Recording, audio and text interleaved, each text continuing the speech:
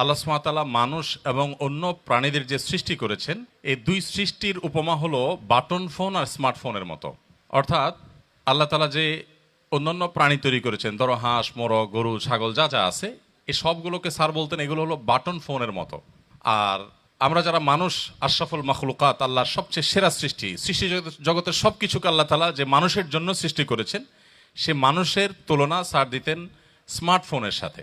কিভাবে তিনি বোঝানোর চেষ্টা করতেন যে দেখো, একটা বাটন ফোনে কিন্তু যা যা প্রোগ্রাম দেওয়ার আছে তা কিন্তু দেওয়াই থাকে।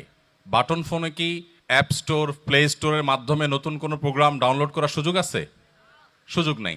ক্যালকুলেটর যেটা দেওয়া আছে, তোমার পছন্দ হলে ভালো, না হলে তুমি আরেক সেট চেঞ্জ কিনো, কিন্তু নতুন আরেকটা ক্যালকুলেটর তুমি নামানোর কোনো সুযোগ বাটন ফোনে থাকে না। কিন্তু স্মার্টফোনে অলমোস্ট ব্ল্যাঙ্ক, মূল মূল জিনিসগুলো দেওয়া থাকে। এরপরে তুমি কি কি নামাবা না নামাবা, তুমি অ্যাপ স্টোরে গিয়ে